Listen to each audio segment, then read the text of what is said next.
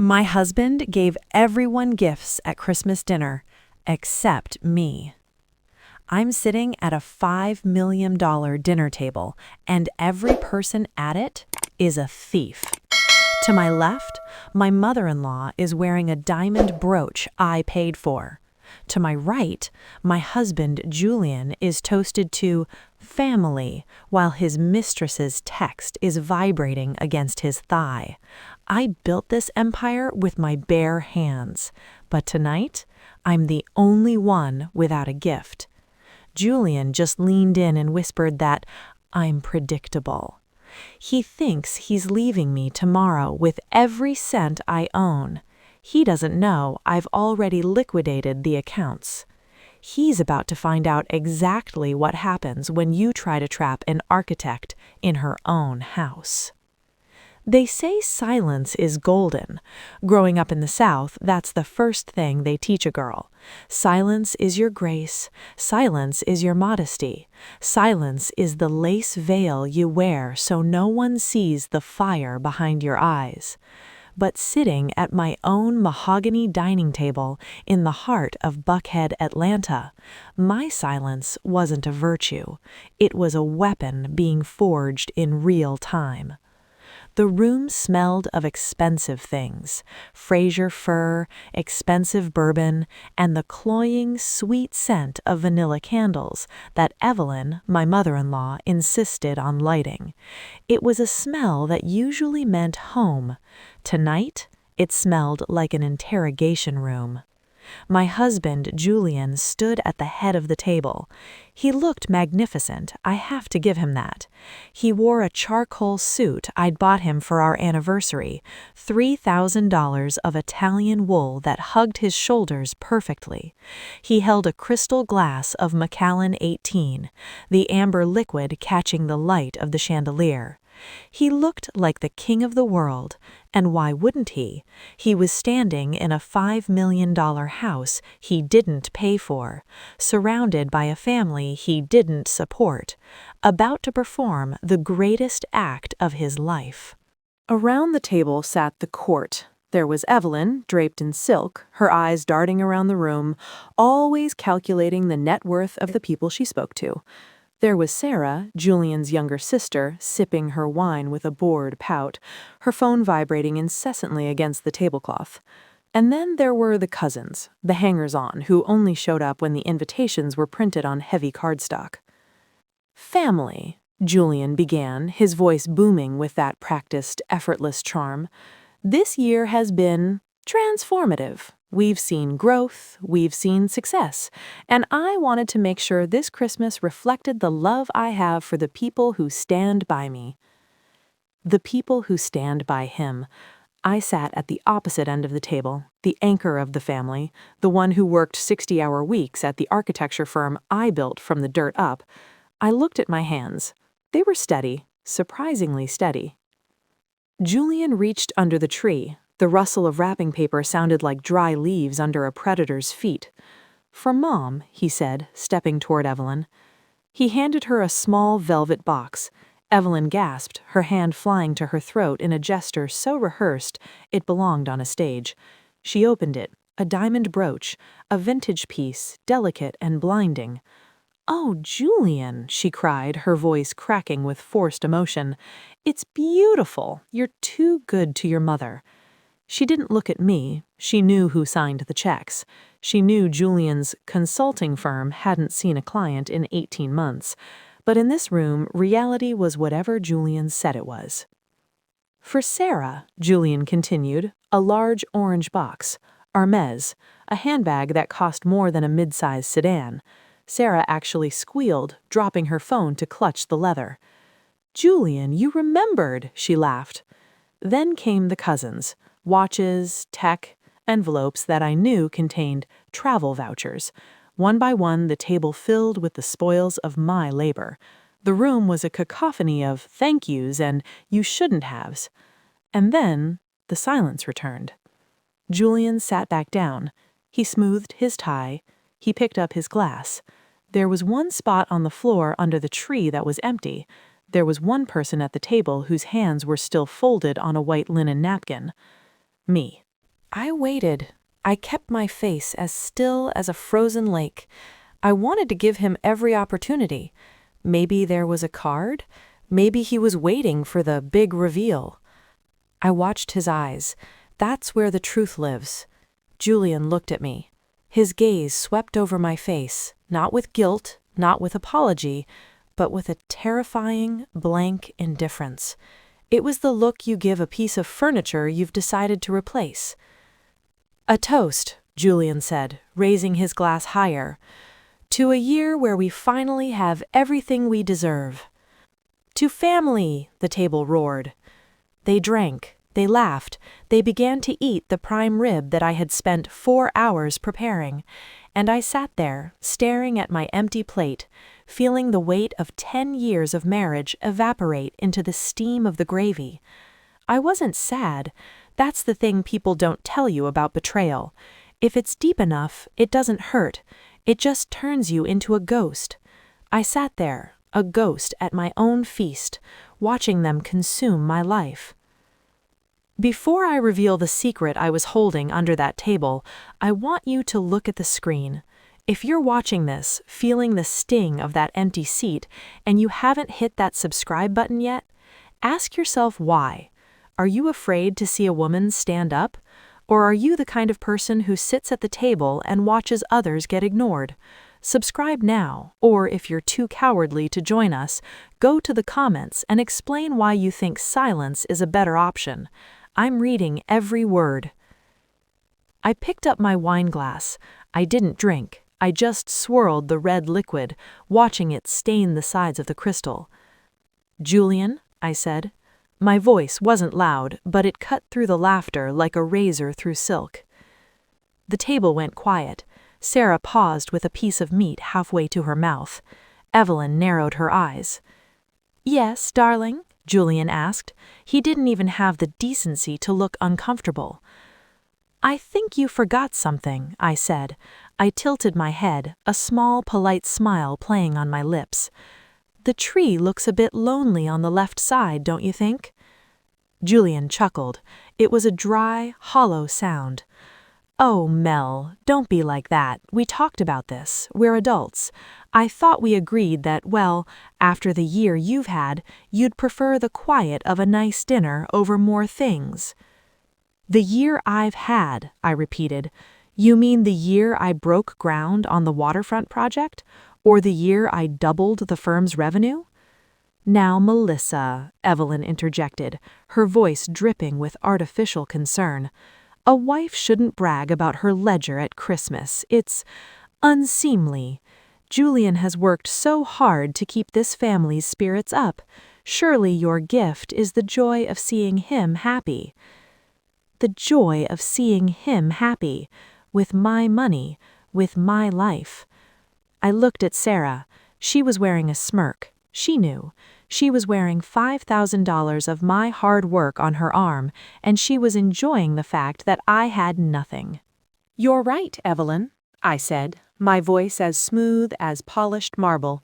"Joy is a gift, and I think, in a few weeks, I'm going to have more joy than I know what to do with." Julian's eyes flickered for a second, a flash of doubt. He searched my face for a tear, for a trembling lip, for a sign of the woman he could usually manipulate with a kiss on the forehead and a lie about his late nights at the office. He found nothing. "That's the spirit," Julian said, leaning back. "Now, who wants dessert? I think there's some of that tart Melissa made left." I didn't eat the tart. I sat there and watched them. I memorized the way the light hit the diamond brooch on Evelyn's chest. I memorized the serial number on the side of Sarah's bag. I memorized the exact vintage of the wine Julian was pouring down his throat. Because I knew something they didn't. 2 days ago, I had gone into the city to pick up a blueprint. I'd returned early. I'd walked into our home, my home, and heard Julian's voice in the study. He wasn't on a business call. He was talking to his lawyer. "How much can we liquidate before she notices?" he had asked. "If I file the papers on the 2nd, does the Christmas bonus count as marital property?" And then a woman's laugh, a laugh I recognized. I didn't walk in. I didn't scream. I didn't throw a vase. I simply walked back out, went to my office, and began the blueprint for a very different kind of structure, a structure that would house Julian's ruin. As the dinner wound down and Julian leaned over to kiss my cheek, his breath smelling of my expensive bourbon, he whispered, "Don't be mad, Mel. I'll make it up to you, I promise." I smiled into his neck. "I know you will, Julian. I'm going to make sure of it." What he didn't know was that while he was planning to leave me on January 2nd, I had already moved our entire life into a game of chess he didn't even know we were playing. And the first move? It wasn't about the money. It was about the house. Because by the time the clock strikes midnight on New Year's Eve, Julian won't just be giftless, he'll be homeless. The guests finally left around midnight. The house always feels different after a performance, stale, heavy with the scent of unsaid things and expensive perfumes. I stood at the top of the grand staircase, looking down into the foyer. I watched Julian walk Evelyn to the door, his arm draped over her shoulders in that protective, dutiful son way he used to charm me. "Get home safe, Mom," he said, his voice echoing up the rotunda. "I'll call you about the Florida thing tomorrow." The Florida thing. Another secret, another line item in the budget of my life that I wasn't supposed to see. I retreated into our bedroom, the master suite. It was a masterpiece of interior design. Silk wallpaper, a king-sized bed with a headboard carved from reclaimed oak, and a fireplace that flickered with a dying ember. I had designed this room to be a sanctuary. Tonight, it felt like a cage with gilded bars. I didn't turn on the lights. I sat on the edge of the bed in the dark, my fingers tracing the embroidery of the duvet. 10 years, 3,660 days of building a world for a man who was currently downstairs, whistling while he put the leftover wine away. How do you miss the signs? People always ask that. How could you not know? They think betrayal is a lightning strike. It's not. It's termites. It's a slow, rhythmic eating away of the foundation until one day you lean against a wall and the whole structure collapses into dust. I reached into the nightstand and pulled out a small, leather-bound journal. It wasn't a diary. It was a ledger. I began to write, not words of poetry, but numbers. I heard the bedroom door creak open. I didn't hide the journal. I didn't flinch. I just sat there, waiting to see which version of Julian would walk through the door. The husband, the thief, or the stranger who had decided I was no longer worth a Christmas gift. Julian walked in, loosening his tie. He didn't turn on the lights. The moonlight through the floor-to-ceiling windows painted him in shades of blue and gray. He looked at me silhouetted against the glass. "Still awake, Mel?" he asked. His voice was smooth, devoid of the tension that had been crackling between us at the table. To him, the incident of the empty chair was already over. He had won. He had exerted his power, and since I hadn't screamed, he assumed I had accepted my place. "I'm just thinking," I said. "About what?" He sat on the bed next to me, the mattress dipping under his weight. He reached out to touch my hair, his fingers grazing my neck. I felt a visceral jolt of revulsion, but I didn't pull away. I stayed as still as a statue in a graveyard. "About the house," I replied. "About how much it's worth now. The market in Atlanta is peaking, Julian. If we sold today, we'd walk away with millions in pure equity." Felt his hand freeze, just for a microsecond. "Sell?" he laughed, though it sounded forced. "Why would we sell our dream home? We've put so much work into this place. You put your soul into this place." "Souls change, Julian. Dreams? They have a way of turning into nightmares if you stay in them too long." He cleared his throat and stood up, heading toward the bathroom. You're just tired. Christmas is a lot of pressure. We'll talk in the morning. I've got that early meeting at the firm tomorrow.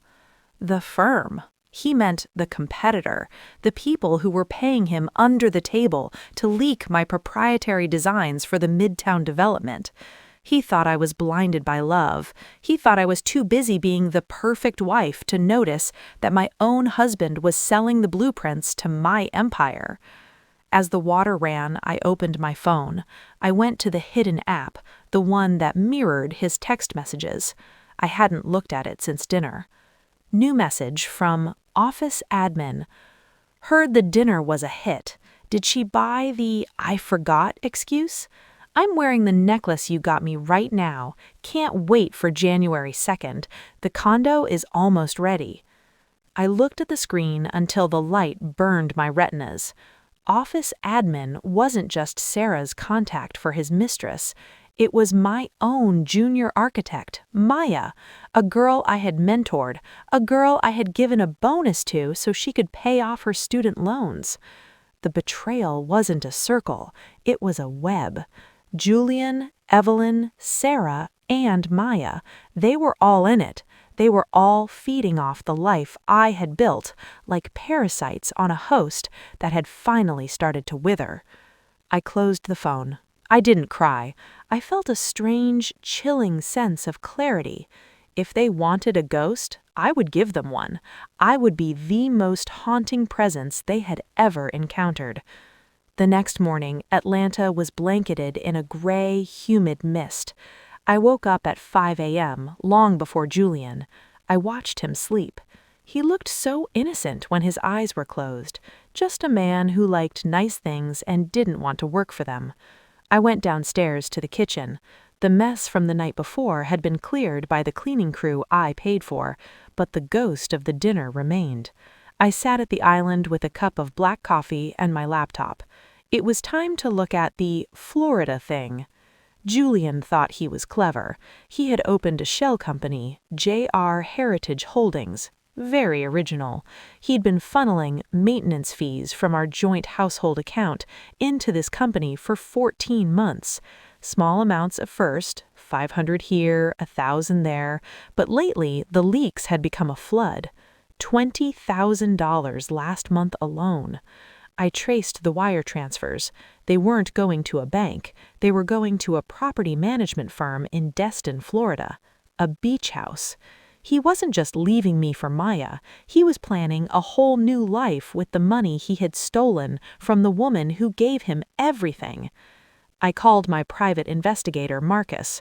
He picked up on the second ring. "Melissa? It's 6 a.m. on a holiday. This must be good." "I need the deed to the Florida property," I said, my voice steady, "and I need the employment contract Maya signed with the firm last year. Check the non-compete clause, specifically the section regarding intellectual property and third-party consulting." "You sounds cold, Mel," Marcus said. "You okay?" "I'm an architect, Marcus. I know how to handle a demolition. I'm just looking at the site survey." I hung up.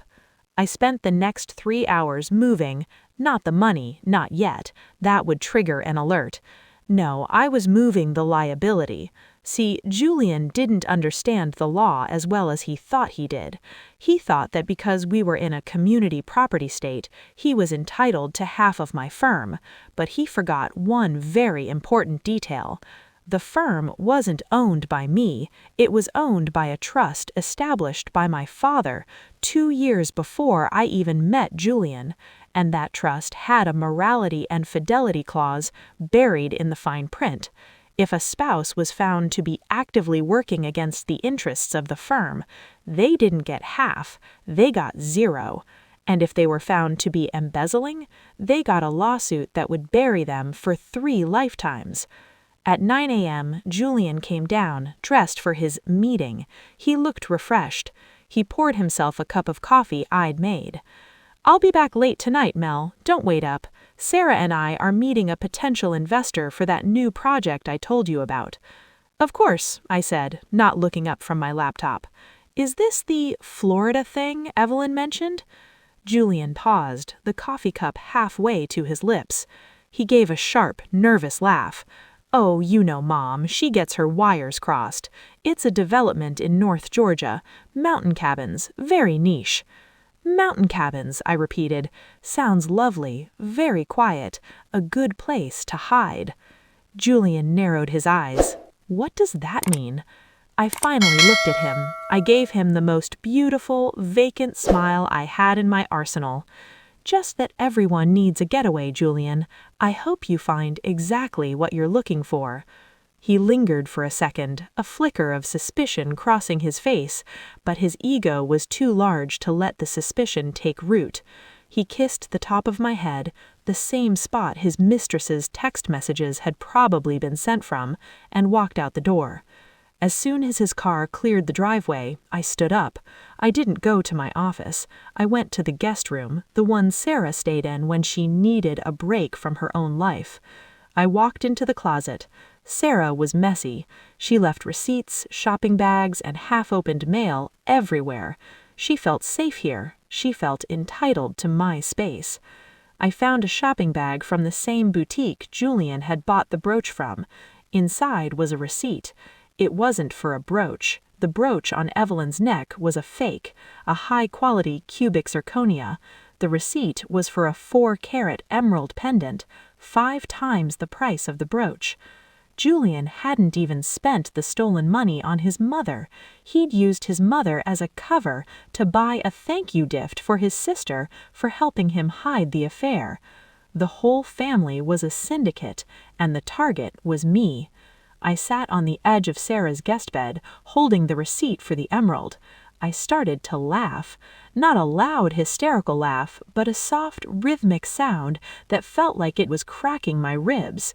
They thought they were so clever. They thought they were picking the pockets of a woman who was too blinded by the Christmas spirit to count her own change. They didn't realize that I wasn't the victim. I was the landlord. I took a photo of the receipt and sent it to Marcus. "Add conspiracy to defraud to the list," I texted. I walked back to my master bedroom. I looked at the empty box Julian had given me at dinner, the one that didn't exist. I realized then that it was the best gift he could have ever given me. By giving me nothing, he had freed me from the obligation of giving him anything in return. No mercy, no alimony, no second chances. I went to my desk and pulled out a single sheet of paper. It was a notice of eviction. Not for the house, not yet. It was a notice of internal audit for my firm, effective immediately. Maya would be the first to fall. She was the weak link. She was young, greedy, and terrified of losing her lifestyle. If I squeezed her, she would leak every detail of Julian's plan just to save her own skin. The Florida thing wasn't going to be a vacation. It was going to be a funeral. I spent the rest of the day in silence. I didn't answer Julian's texts. I didn't call my mother. I just walked through the house, room by room, touching the walls. I had built this. I had chosen the marble. I had argued with the contractors over the pitch of the roof. I had made this place a home, and they had turned it into a crime scene. As the sun began to set over the Atlanta skyline, casting long, bloody shadows across the hardwood floors, I felt the last of the Melissa that loved Julian wither away. She was gone. In her place was someone new, someone who didn't care about Christmas gifts, someone who only cared about the math. And the math said that in exactly 14 days, Julian would be begging me for a seat at the table he so carelessly vacated. I heard the front door open. Julian was home early, but he wasn't alone. I heard Sarah's voice and then another voice, high-pitched, giggling. Maya. They were in my house while I was upstairs. They thought I was out running errands. "Is she gone?" I heard Maya whisper from the foyer. "She's at her sister's," Julian replied. "We have the place to ourselves for an hour. Come see the Christmas tree. I want to show you what I really got for the person who runs my world." I stood at the top of the stairs, invisible in the shadows, watching my husband lead his mistress toward the tree. I pulled out my phone and hit record. There is a specific kind of cold that doesn't come from the weather. It's a cold that starts in the marrow and turns your blood into shards of ice. Standing at the top of that staircase, looking down at the flickering lights of the Christmas tree, I felt it. Julian had his arm around Maya's waist. Maya, the girl I had hired because she reminded me of myself 10 years ago. Ambitious, sharp, hungry. I just didn't realize she was hungry for my life. "It's so big, Julian," Maya giggled, gesturing to the foyer. I watched through the lens of my phone as he reached into the branches of the tree, the same tree where I had set gift lists just 24 hours ago. He pulled out a small, hidden velvet pouch. "I couldn't give this to you at dinner," he whispered, "not with the vultures circling. But this is for the woman who actually helps me build my future." He opened it. The emerald pendant, the one from the receipt in Sarah's room. It caught the light of the LED bulbs, glowing a sickly, venomous green. I didn't stop the recording. I didn't burst out and scream. I stood there, a silent witness to my own replacement, capturing every word, every kiss, every treasonous laugh. "What about the firm?" Maya asked, her voice dropping to a businesslike tone even as she admired the jewel. "The blueprints for the waterfront project. The competitor is getting restless. They want the final structural specs by the 30th. "I'll have them," Julian promised. "I'm working late tomorrow. I'll just copy the files from her encrypted drive while she's at her yoga class. She never changes her password. It's still our wedding anniversary. Predictable to the end." Predictable. He thought my heart was a weakness. He thought my sentimentality was a vulnerability he could exploit forever. He had no idea that I had changed that password 3 hours ago, and the files he was planning to steal, they weren't the waterfront blueprints. They were a carefully constructed set of structural failures that would bankrupt anyone who tried to build them. I waited until they retreated into the library, the room where Julian kept his business books. I heard the click of the door. I knew what they were doing. They were celebrating their heist before the vault was even open. I walked back into the master bedroom and locked the door silently. My hands were shaking, but not from fear. It was adrenaline. It was the thrill of the architect who finally sees where the load-bearing wall needs to be removed. I sat at my desk and opened a new email. To all senior partners, Atlanta Architecture Collective, Board of Ethics, City Planning Committee. Subject: urgent disclosure, internal security breach, and intellectual property theft. I didn't hit send. Not yet. Revenge is a dish that must be plated with surgical precision. If I sent it now, Julian would see it coming. I needed him to commit the act. I needed him to put his hand in the trap and let the steel jaws snap shut. I called Marcus, my investigator. "I have them on video," I said, my voice sounding like it belonged to someone else, someone older, someone harder. "I have them in the house, talking about the theft, talking about the competitor, and Marcus, he's bringing her to the New Year's gala." "The gala?" Marcus whistled. "Mel, that's a public execution. Every major player in Atlanta real estate will be there. You sure you want to do this in front of the world?" "He humiliated me in front of his family," I whispered.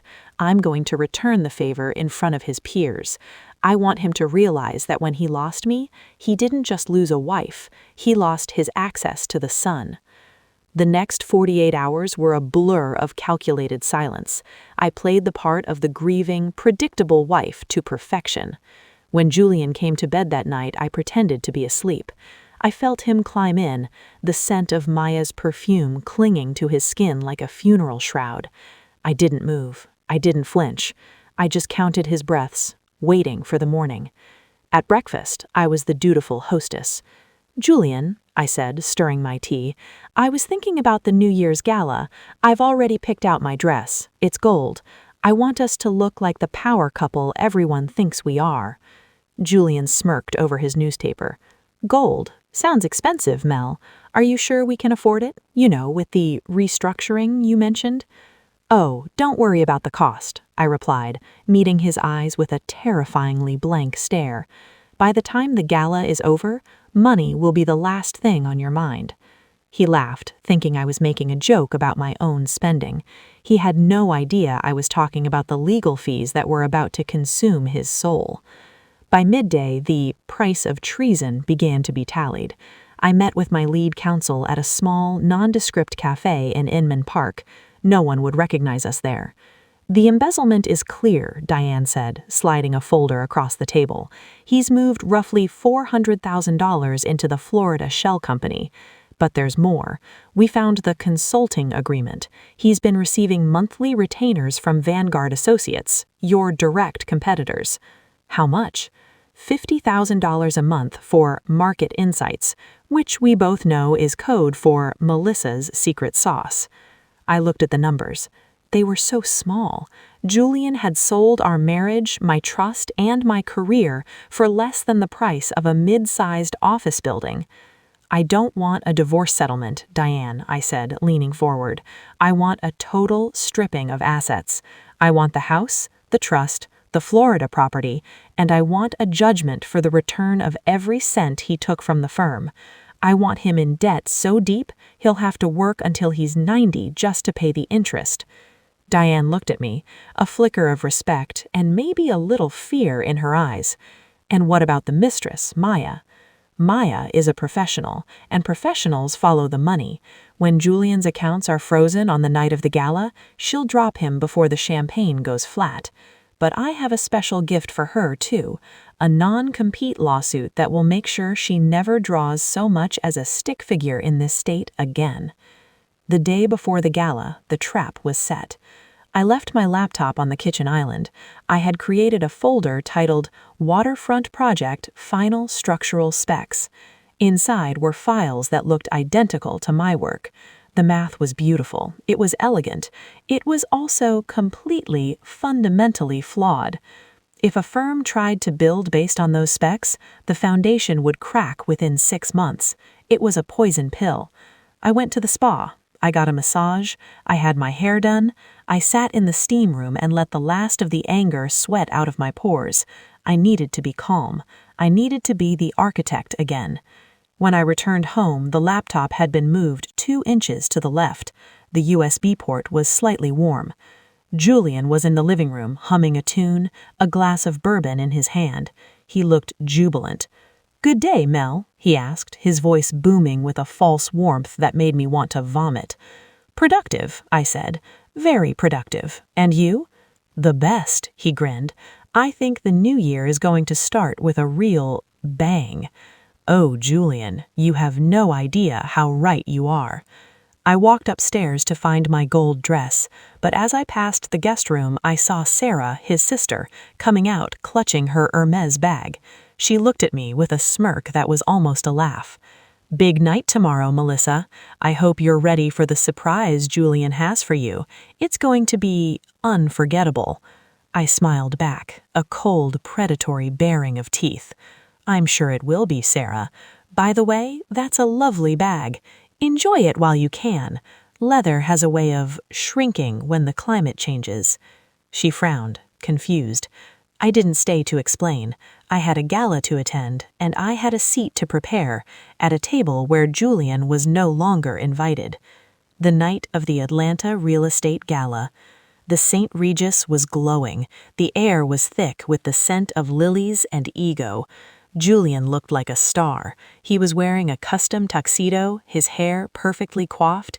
He held my arm as we walked the red carpet, waving to photographers, the perfect couple. But as we entered the ballroom, I felt his grip tighten. He was looking toward the bar. There she was, Maya, wearing a dress that cost more than her monthly salary, wearing the emerald pendant. She looked at Julian. He gave her a subtle, triumphant nod. The hand on my arm felt like a lead weight. They thought tonight was the beginning of their reign. They thought they were the architects of my downfall.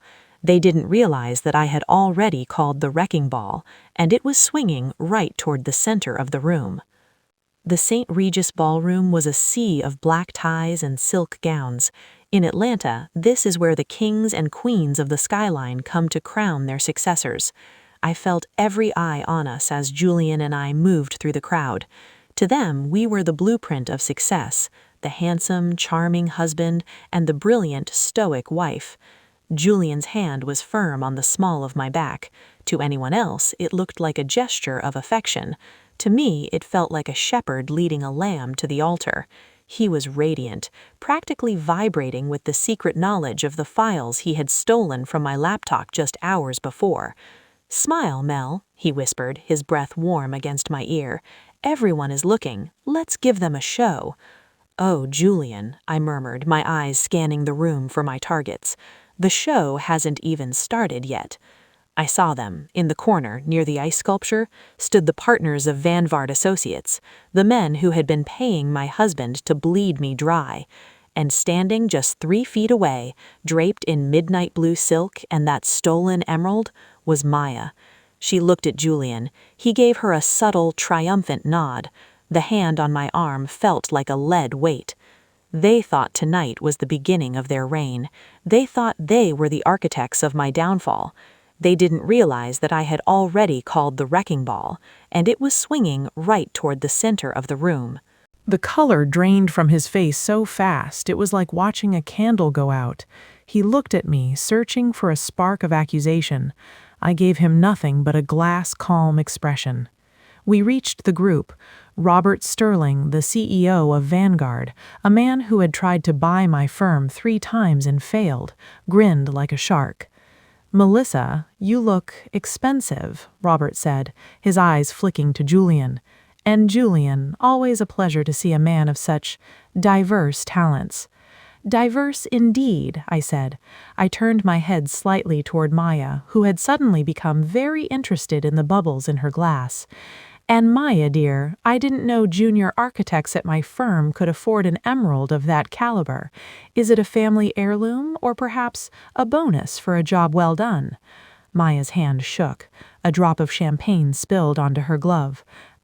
"I've been saving, Melissa. You know how much I love the craft." "The craft," I repeated, my voice dropping an octave. "Yes, it's amazing what one can build when they have the right materials." I felt the vibration in my clutch. My phone.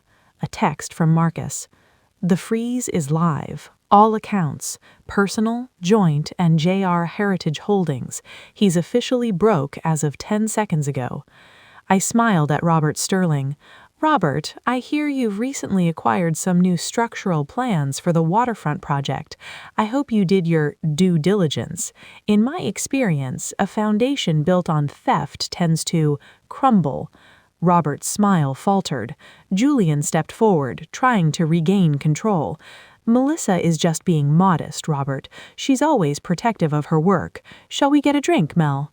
"Actually, Julian, why don't you get the drinks? Use the joint card. I want to make sure the tab is settled." Julian nodded, relieved to escape. He walked toward the bar with the swagger of a man who still thought he was a millionaire.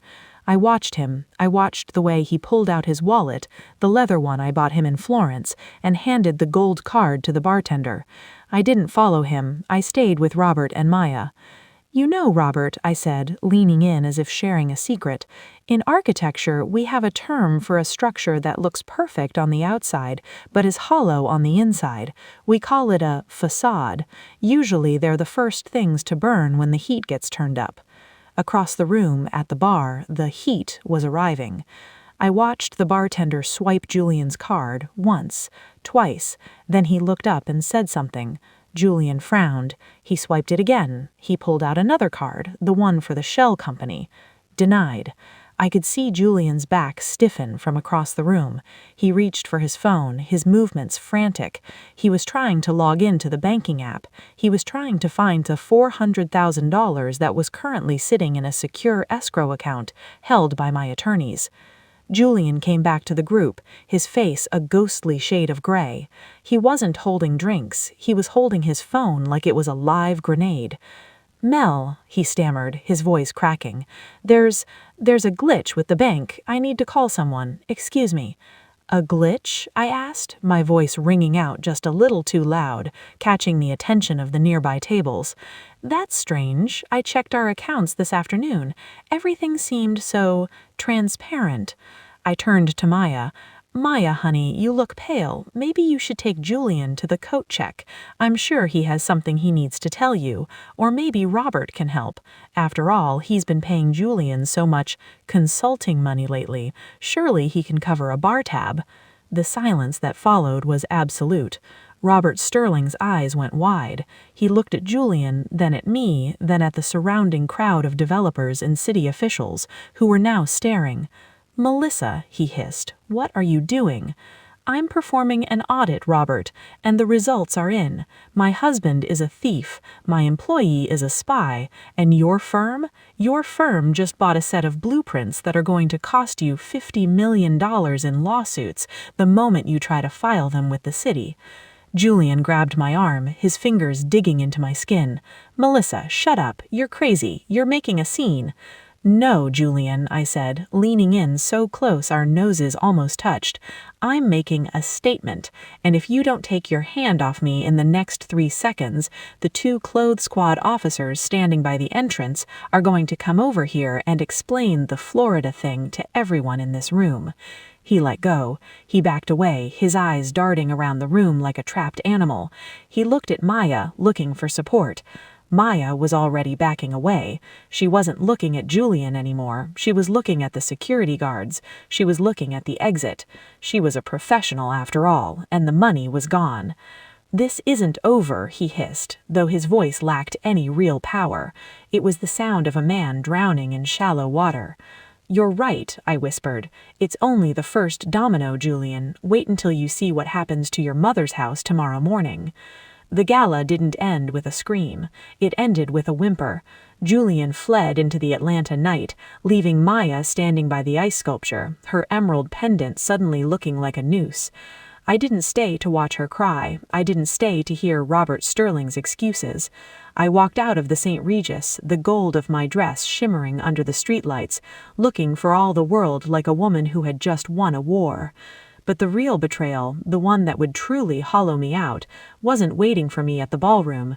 It was waiting for me at home. I drove back to Buckhead in silence. The rain was so thick I could barely see the road, but I knew the way by heart. I'd paid for every inch of that asphalt. When I pulled into the driveway, I saw 2 other cars, Julian's BMW and a white Lexus. Evelyn, my mother-in-law, the woman who had told me that a wife's joy should be found in her husband's happiness, the woman who accepted a fake brooch while her son bought her silence with my retirement fund. I didn't use the front door. I went through the mudroom, kicking off my heels. I could hear them in the kitchen, not crying, not arguing, planning. "We have to get the safe open, Julian." Evelyn's voice was sharp, stripped of that Southern belle honey. "If she's frozen the accounts, the physical assets are all we have. The jewelry, the coins, the deed to the Florida property is in the floor safe in her office." "I can't get into the office," Julian shouted. "She changed the codes. She's been on to us for weeks, Mom. You said she was too stupid to notice. You said she was obsessed with her drawings." "I said she was predictable," Evelyn snapped, "and she was, until you got greedy with that girl Maya. You should have waited until the New Year's transfer was complete." I stood in the shadows of the hallway, leaning against the cold stone. My stomach turned. It wasn't just Julian, it was a family business, a multi-generational grift. I reached into my clutch and turned on the voice recorder. "What about Sarah?" Julian asked. "Does she have the bag? The jewelry we stashed in her guest room?" "Sarah's already halfway to her boyfriend's place," Evelyn said. "She's no fool. She's not going down with your sinking ship, Julian. But I'm your mother. I've put 20 years into making sure you lived a life of luxury. I'm not losing my house because you couldn't keep your mistress in check for 1 more week." "I'm not losing my house."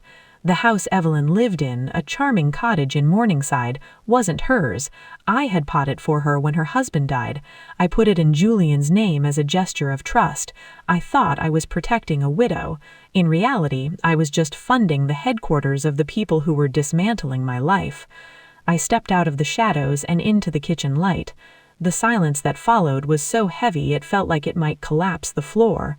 Julian was hunched over the island, his tuxedo jacket discarded. Evelyn was standing by the wine fridge, a bottle of my best Cabernet already open. "Good evening," I said. My voice was calm, terrifyingly calm. I didn't realize we were having a family meeting. Should I call Sarah and Maya to join us?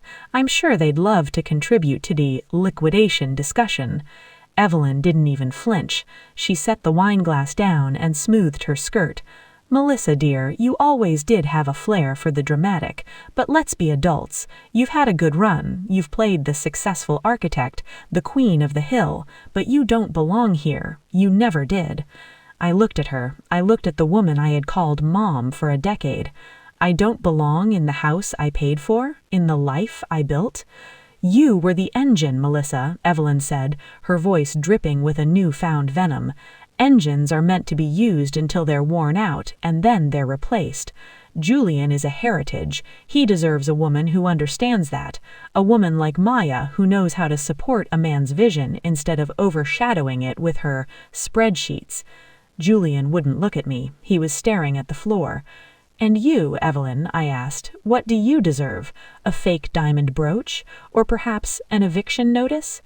"Don't be absurd," she laughed. "That house is in Julian's name. You can't touch it."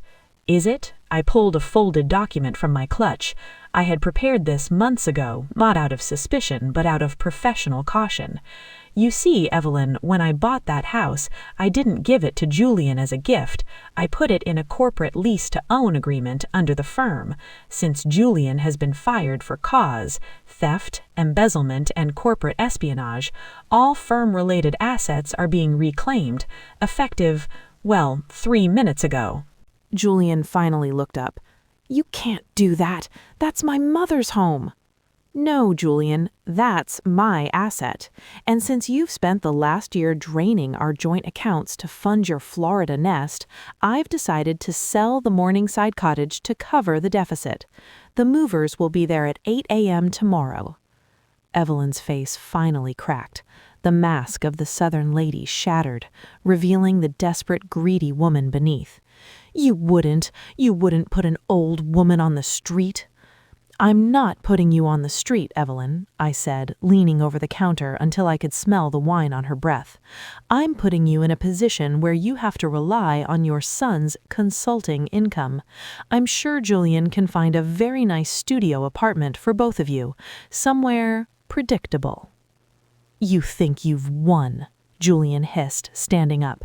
"You think you can just erase us? I have the files, Melissa. I've already sent them to Vanguard.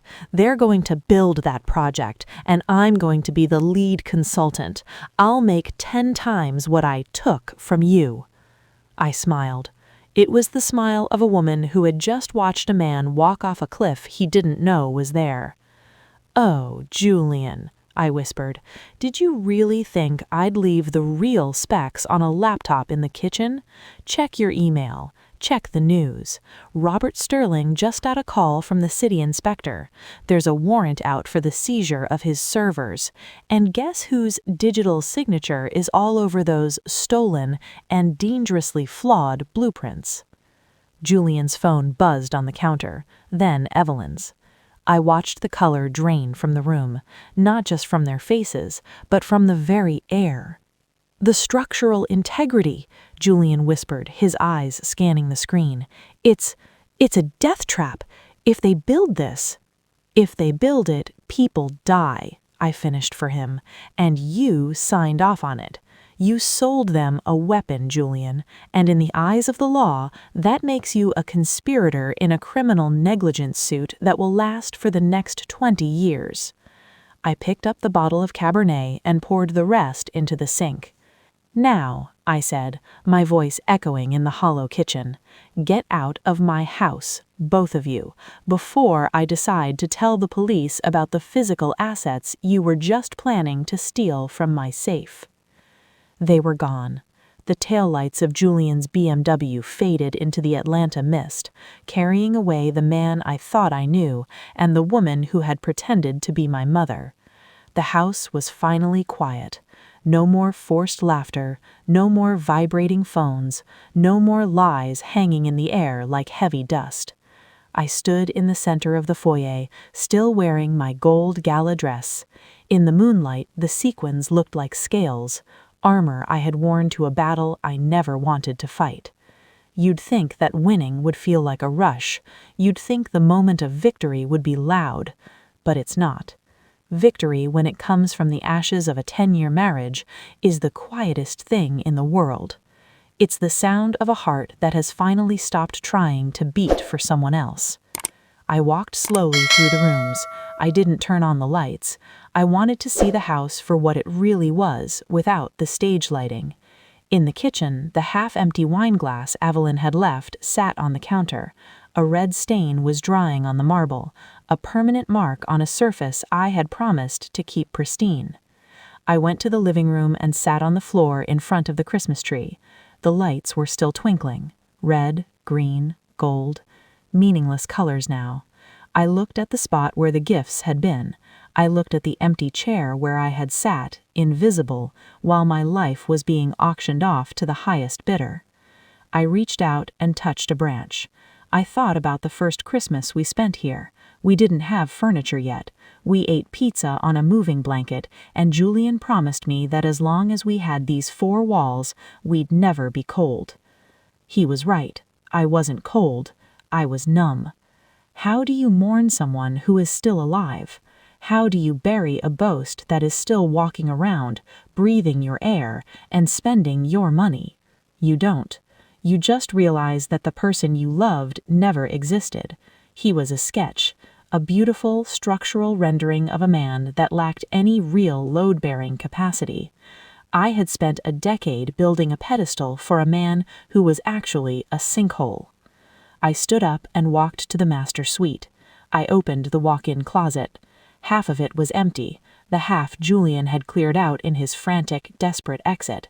He'd taken his designer suits, his Italian shoes, and the watches I'd bought him to celebrate every milestone I had achieved.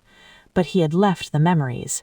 The smell of his cologne still lingered in the fabric of the remaining clothes. It was a suffocating scent.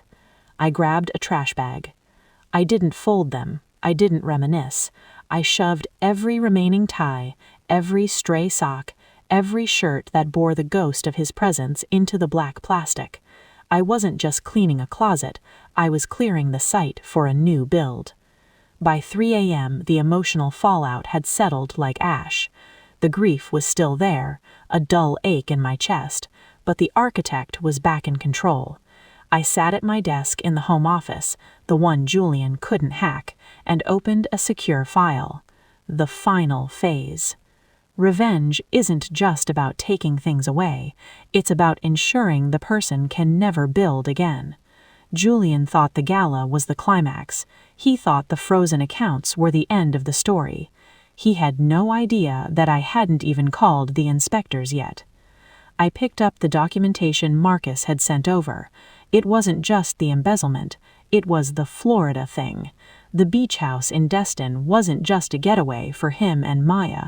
It was the collateral for a massive private loan Julian had taken out from a group of investors who didn't use banks. He had used my firm's name to guarantee the loan.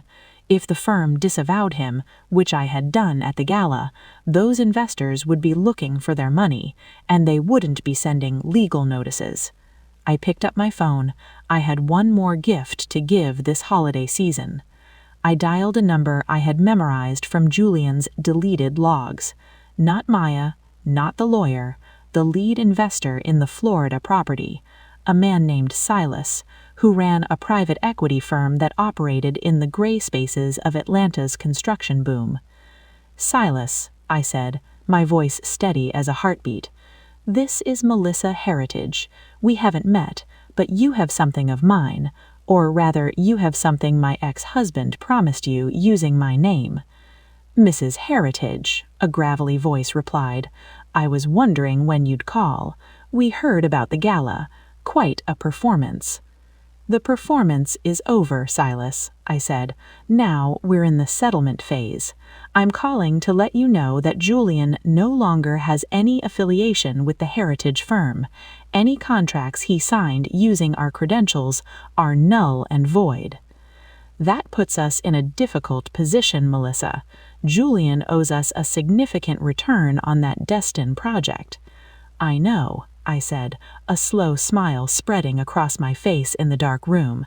"That's why I'm calling. I'm going to tell you exactly where he's staying tonight, and I'm going to tell you about a certain emerald pendant he's carrying that should cover your first installment." I hung up the phone. I wasn't just handing him over to the sharks. I was making sure that the only people Julian had left to turn to were the people he was most afraid of. I walked to the window and looked out at the city. The rain had stopped. The first hint of dawn was bleeding into the sky, a bruised purple and orange.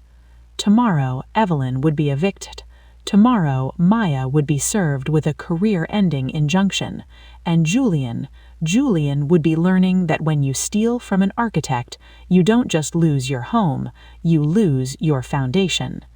I took the one photo of us I hadn't thrown away, the one from our wedding day where we both looked so young, so full of a future that turned out to be a lie.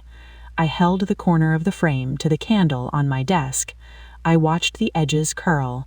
I watched our smiling faces turn to black soot. "Happy New Year, Julian. I hope you like the view from the bottom." By the third day after the gala, the house didn't feel like a home anymore.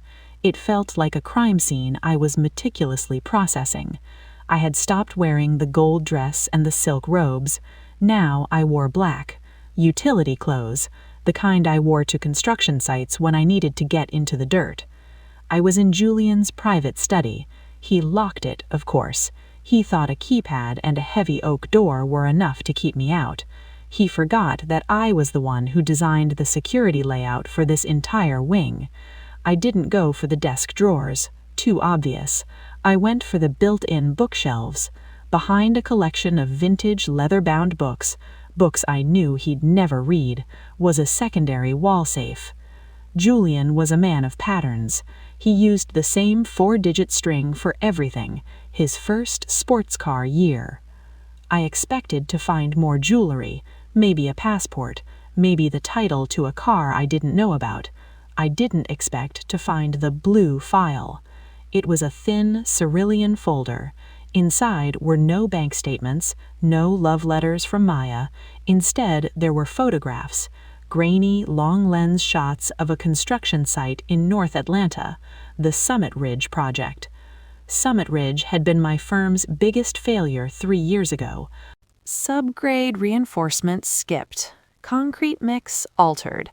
Inspector B signed off for $10K. He hadn't just been stealing my money lately. 3 years ago, he had sabotaged my largest project. He had bribed the inspector to allow substandard materials so he could pocket the savings from the construction budget.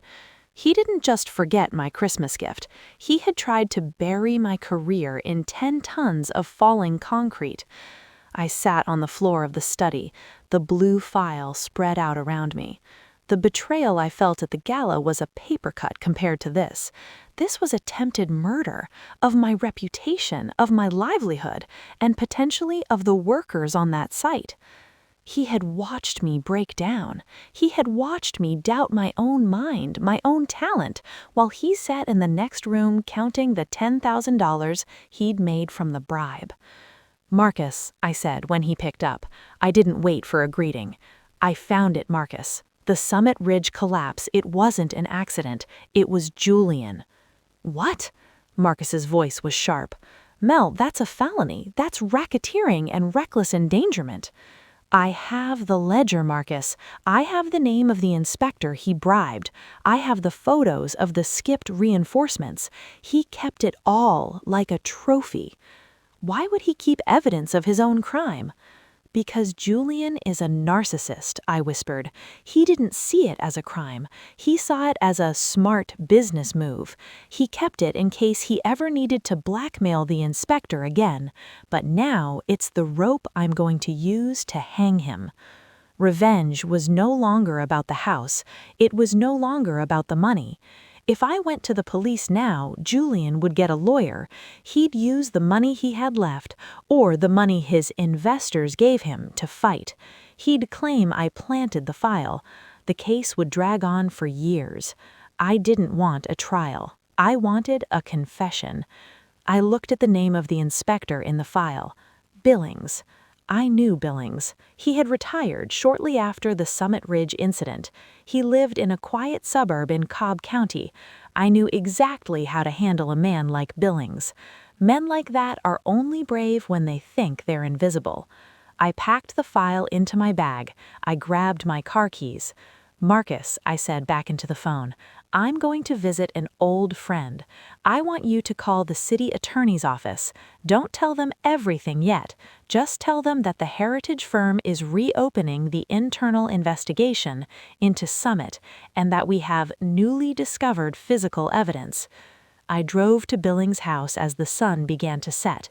It was a modest brick ranch, an honesty house paid for with blood money. I didn't knock. I waited in the driveway until he came out to get his mail. When he saw me, he froze. The color didn't just leave his face, it seemed to leave his entire body. "Mrs. Heritage," he croaked. "Hello, Bill," I said, leaning against my car, the blue folder held loosely in my hand. "It's a beautiful evening for a walk. Or a talk. Which would you prefer?" "I don't have anything to say to you." "That's a shame, because the FBI is going to have a lot to say to you tomorrow morning, unless, of course, you decide that Julian Heritage isn't worth going to prison for." I stepped closer, opening the folder so he could see the photo of the bribe delivery. "Julian told me you were the one who suggested the concrete swap, Bill. He said it was your idea. He said he was just a naive developer following a professional's lead. He's already preparing his defense. Are you?" Billings started to shake. "That's a lie. He threatened me. He said if I didn't sign off, he'd make sure I never worked again." "Then prove it," I whispered. "Give me the recording Julian made of your final meeting. I know he made one. He told me he kept it as insurance." Billings looked at me, eyes wide with terror. He didn't know I was bluffing about the recording, but in his world, everyone was a traitor. Why wouldn't Julian be one too? 10 minutes later, I was back in my car. In my hand was a digital voice recorder Billings had hidden in his basement. I pressed play. "Just sign the damn form, Bill." Julian's voice came through, clear and arrogant. "The collapse was a fluke. No one's going to check the mix now. Melissa's too busy crying in her office to notice. We've got the money. Just walk away." I closed my eyes. Hearing his voice, the same voice that had whispered "I love you" that same night, was like a physical blow to the stomach. But it was also the final piece of the puzzle. Julian wasn't just a cheat, he was a criminal, and I was no longer just a wife, I was the star witness. I pulled out of the driveway and headed back towards the city. My phone buzzed. It was a restricted number.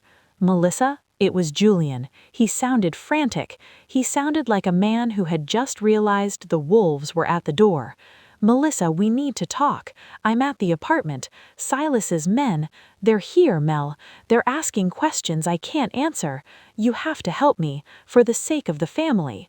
I looked at the voice recorder in the passenger seat. I looked at the dark road ahead. "The family is dead, Julian," I said, my voice as calm as a frozen lake. "But don't worry, I'm coming to see you. I have one last gift to deliver." The secret apartment was located in a glass and steel high-rise in Midtown, a building I had consulted on 5 years ago. I knew the service entrances. I knew which cameras had blind spots. Julian thought he was hiding in a fortress. He didn't realize he was hiding in a blueprint I had memorized long ago. As I pulled into the parking deck, the rain began to fall again, a light, misty drizzle that turned the city lights into blurred smears of neon. I looked at the digital recorder in the passenger seat. In that small plastic device sat the death of Julian's freedom. I didn't rush. I checked my reflection in the rearview mirror. I looked calm. I looked like a woman going to a business meeting. I smoothed my black trench coat and tucked the blue file under my arm. This was the first turning point. Up until now, I had been defensive, reacting to his betrayals, protecting my assets. But as I stepped out of the car, I shifted. I was no longer the architect protecting a building. I was the demolition crew. The lobby was empty. I didn't go to the front desk. I used a key fob Julian didn't know I'd cloned months ago when I first felt the shift in our marriage. The elevator ride to the 42nd floor felt like an ascent to a gallows. I walked down the hallway. Unit 4208. I could hear voices through the door, not the romantic whispers of a man and his mistress. These were the sharp, jagged sounds of a man in a corner. "I told you the money is coming." Julian's voice was high-pitched, vibrating with a terror I had never heard before. "The accounts are just frozen for an audit. It's a formality." "My clients don't do formalities, Julian," a deep, gravelly voice replied. "Silas, the investor. They do returns, and right now all I see is a man in a rented suit living in a condo he can't pay for." I stood outside for a moment, savoring the sound of his world shrinking. Then I reached out and knocked. 3 slow, rhythmic raps. The door swung open. Julian stood there looking like a ghost. Behind him, leaning against a designer marble island, was Silas, a man who looked like he was made of granite and bad intentions. "Melissa?" Julian gasped. For a second, a spark of hope lit up his eyes. He thought I was there to save him. He thought the perfect wife had finally arrived with a checkbook to bail him out of his latest mistake. "Hello, Julian," I said. I walked past him without waiting for an invitation. I nodded to Silas. "Silas, I assume you're here about the Destin collateral." "She's here to fix it," Julian blurted out, turning to Silas. "Mel, tell him the heritage firm is backing the loan. Tell him about the new project." I sat down in one of the velvet bar stools. I looked around the apartment. It was filled with things I recognized: vases from our house, a painting that had gone missing last summer, and Maya's shoes by the door. "I'm not here to fix anything, Julian," I said softly. I placed the blue file on the counter. "I'm here to perform a minor execution." Silas straightened up, his interest piqued. Julian's face went from pale to gray. "Mel, what are you doing? Don't do this, not in front of him." "Silas," I said, ignoring Julian entirely, "you're a businessman. You value structural integrity. I think you should know that the man you're in business with didn't just lie to you about his bank balance. He's the reason the Summit Ridge collapsed 3 years ago. He's a liability that is currently being investigated by the city attorney and the FBI. I opened the folder. I showed him the photos. I showed him the bribe ledger.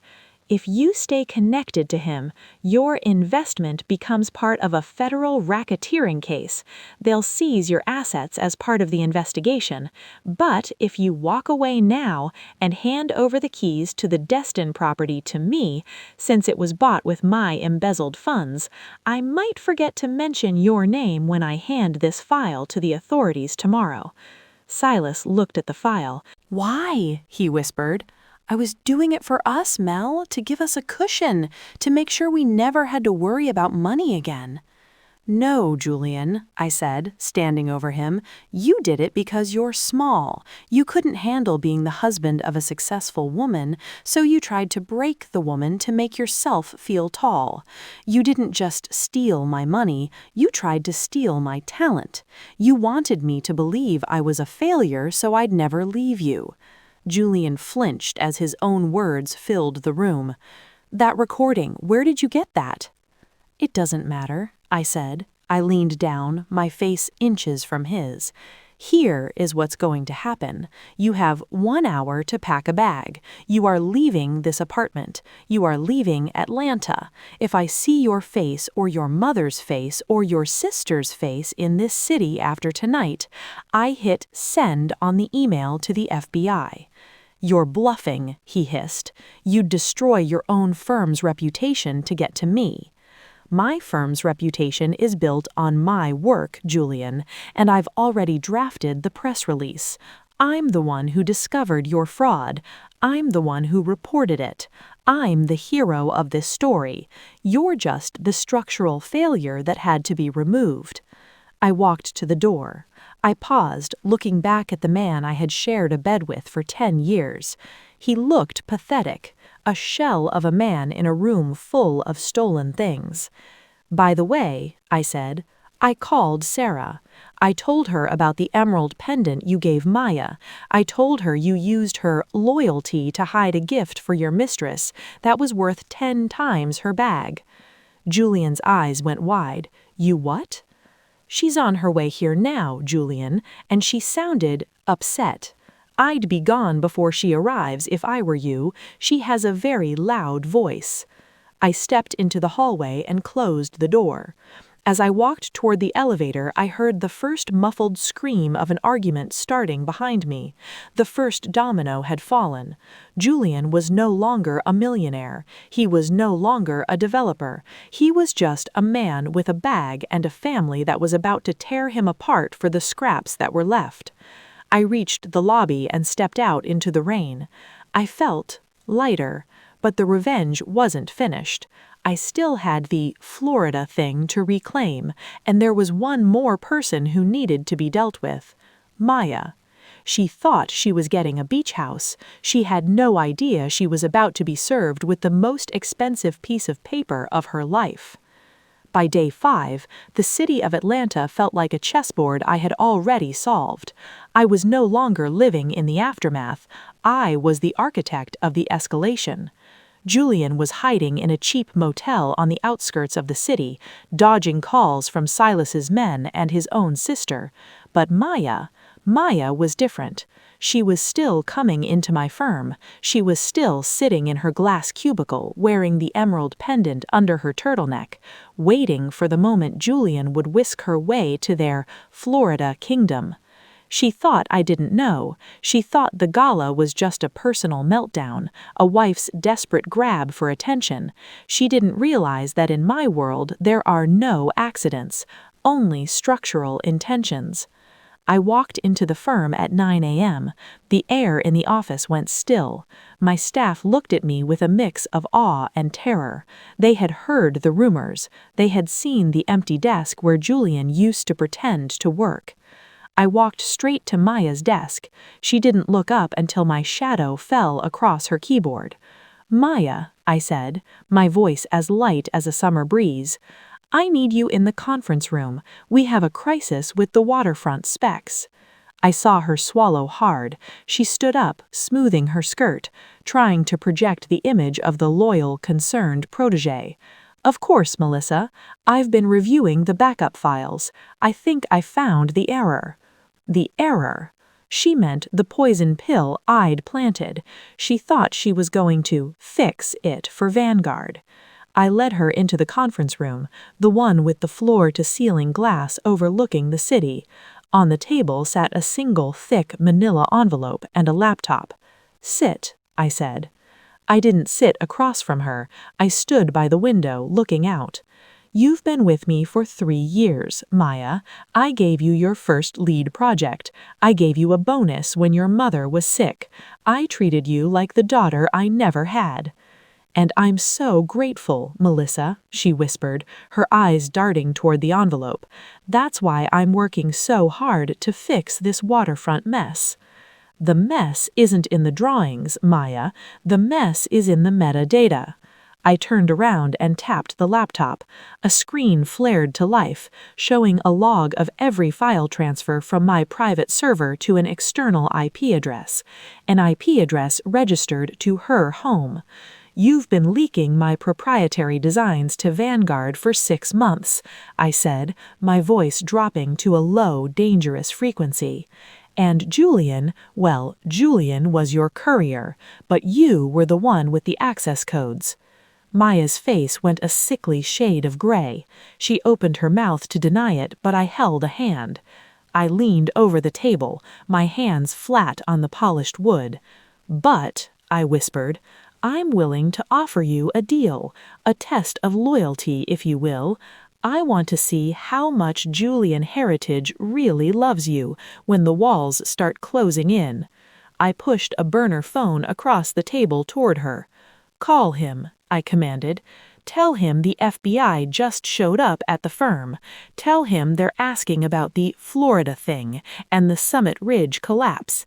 Tell him you're going to tell them everything unless he comes to the firm right now with the original ledger he took from the safe.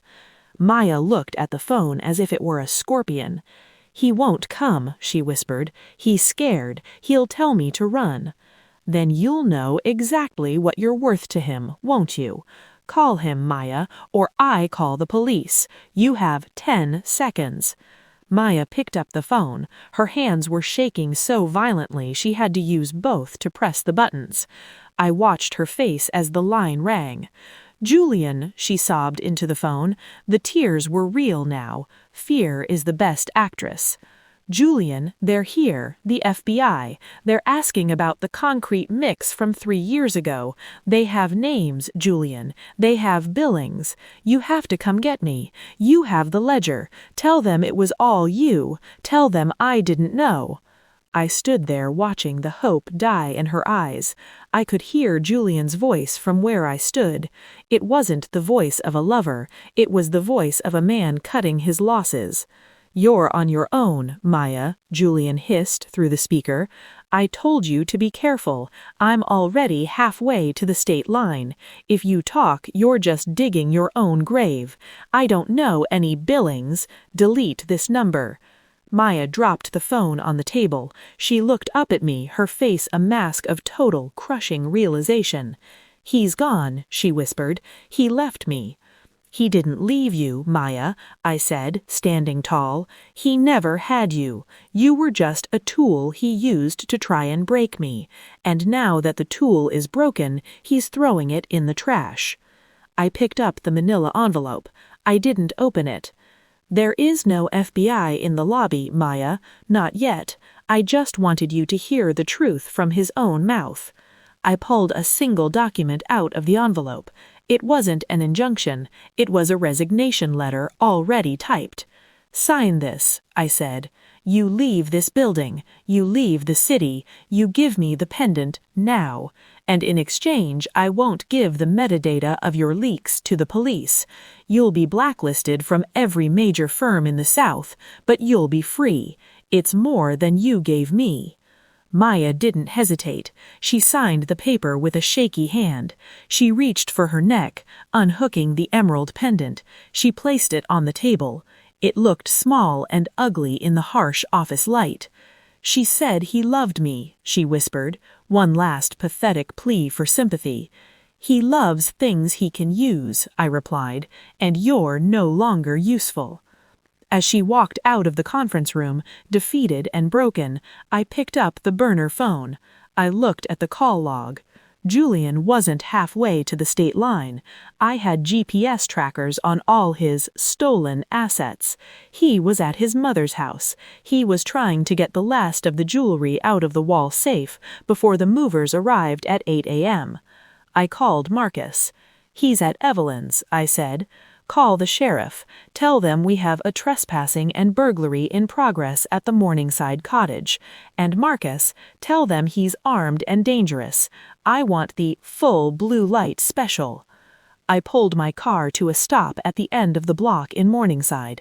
The neighborhood was quiet, the kind of place where people pay millions to pretend the rest of the world doesn't exist.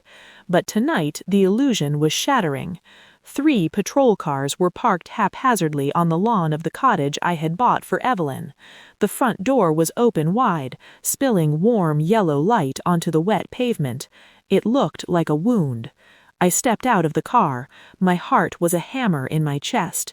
This was supposed to be the end of it, the simple reclaiming of my property. Julian caught red-handed, a common thief in the night. But as I walked toward the perimeter, I saw something that made me freeze. Evelyn wasn't standing on the porch crying. She wasn't being escorted out. Mrs. Heritage, the officer said, tipping his cap, we responded to the burglary call. We found your husband and these two women clearing out the floor safe. But it's not just jewelry, ma'am. You might want to step inside. The sergeant found something unusual in the basement. I walked into the house. It smelled of dust and desperation. The living room was trashed. Drawers pulled out, cushions ripped. They had been looking for more than just gold. I went down the narrow stairs to the basement, a space I had never visited. I always thought it was just for storage. In the center of the room, under a single hanging light bulb, was a massive industrial printer and several high-end workstations. On the walls were blueprints, dozens of them. Not just my waterfront project, not just Summit Ridge. Every major architectural bid in the city of Atlanta for the last 5 years was pinned to those walls. They weren't just stealing your money, Melissa, a voice said from the shadows. It was Marcus. He was holding a stack of documents. What is this, Marcus? It's a brokerage, Mel, a black market architectural firm. Julian was the face, Evelyn was the coordinator, and Claire was the one with the digital back doors. She used the server access you gave her for her catering website to mirror your firm's entire database. I looked at the blueprints. My sister had been selling my soul to the highest bidder since the day I opened my doors. But then my eyes caught a folder on the main desk. It was dated 12 years ago, before I married Julian, before the firm. I opened it. Inside was a copy of my father's will, the original one, the one that was supposed to have burned in the house fire that killed him. The midpoint twist wasn't that they were thieves. It was that my entire life had been an engineered construction. The folder contained a series of letters between Evelyn and Claire. They dated back to when I was 22. She's starting to ask about the insurance payout. If she finds the real will, we lose everything. Julian needs to move in now. He's the only one she trusts. Julian didn't meet me by accident at that coffee shop in Midtown. He didn't fall in love with me. He was hired by my own sister and his mother to marry me, to keep me distracted and to slowly drain the inheritance I never knew I had. The fire that killed my father, the accident that had haunted my dreams for a decade. There was a receipt in the folder for a professional cleaning service, paid for by a shell company Claire owned. I wasn't the architect who built a life for a man. I was the target of a 12-year-long con run by my own flesh and blood. I walked back upstairs. I didn't look like the woman who had walked into the house. I felt ancient. I felt like a building that had been gutted from the inside out, leaving only the facade. I walked straight to the squad car where Claire was sitting. I signaled the officer to lower the window. Claire looked at me, her eyes red-rimmed, her face twisted in a sneer of pure, unadulterated hatred. "You always were the golden child, Melissa," she spat. "Dad was going to give you everything. The firm, the money, the legacy. What was I supposed to do? Sit in Savannah and rot while you built skyscrapers?" "So you killed him?" I asked, my voice so flat it didn't even sound like a question. "It was supposed to be a small fire," she whispered, her bravado flickering for a second. "Just to destroy the papers. He wasn't supposed to be home. And Julian." "Julian was the insurance policy," Evelyn interjected from the seat next to her. "He was supposed to keep you happy. He was supposed to keep you from looking too closely at the books. If he hadn't gotten greedy with that Maya girl, you'd still be sitting at that Christmas table, smiling like a fool." I backed away from the car. I looked at the house, the Morningside cottage. It wasn't a gift. It was a monument to their crime. I turned to Marcus. "Hand everything to the sergeant. The will, the letters, the receipts for the cleaning service. I want them charged with everything. Arson, manslaughter, racketeering, embezzlement." "Mel," Marcus said softly, putting a hand on my shoulder, "are you going to be okay?" I looked at the blue lights dancing on the wet trees. I looked at my hands. They were steady. "I'm an architect, Marcus," I said. "I know what to do when a structure is found to be built on a graveyard." "What's that?" "You level the site," I whispered, "and you build something that can never be burned down again." As the police cars began to pull away, taking my husband, my sister, and my mother-in-law to the county jail, Julian looked at me through the glass. He pressed his hand against the window, a silent plea for mercy. I didn't wave, I didn't cry. I pulled out my phone and made my last call. Not to a lawyer, not to the police. "Silas," I said. "It's Melissa. I have a new project for you. It involves a very large demolition and a lot of private disposal. Are you interested? The morning after the arrests, Atlanta awoke into a gray, indifferent sky. But for me, the world had never been clearer. The fog of 10 years had lifted, leaving behind a landscape of rot that needed to be cleared. I didn't go to the firm. I didn't go to the courthouse. I went to a construction site in the hills of North Atlanta, a property I had purchased under a quiet LLC months ago. It was a beautiful, half-finished mansion intended to be Julian's surprise for our 10th anniversary. Now it was just a symbol of the lie. I stood at the edge of the red clay dirt, wearing a hard hat and a high-visibility vest. Behind me sat a fleet of yellow excavators. I looked at the foreman, a man whose pension I had saved during the last recession. "Level it," I said. "The whole thing, Miss Heritage? The foundation is worth millions." "The foundation is poisoned," I replied, my voice carrying over the idle hum of the engines. "I want nothing left but the dirt. Start with the east wing. That was supposed to be his library." While the physical demolition was beginning, the legal one was already in its second hour. I sat in the back of my car, my laptop glowing in the dim light. I wasn't just filing for divorce, I was filing a civil RICO suit against Julian, Evelyn, and Claire. Linking their crimes, the arson, the embezzlement, and the black market blueprinting, into a single criminal enterprise, I was able to trigger a preemptive freeze on every asset they touched. I sent the blue file and the recording from Billings to the district attorney, but I didn't stop there. I leaked the metadata of Claire's catering servers to the architectural board. By noon, every firm that unknowingly bought a black market bid was receiving a cease and desist letter from my attorneys. I was effectively shutting down a quarter of the active construction in the city. I was making it impossible for the names Heritage or Claire Davis to be spoken in this industry without the word felony attached. I received a call from the county jail. It was Claire. I let it ring until the very last second before I answered. "Melissa? Melissa, you have to listen to me." Her voice was frantic, stripped of the sneer she'd had in the squad car.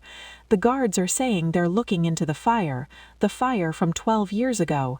You can't let them do this. We're sisters. We were sisters when you watched me cry at Dad's funeral.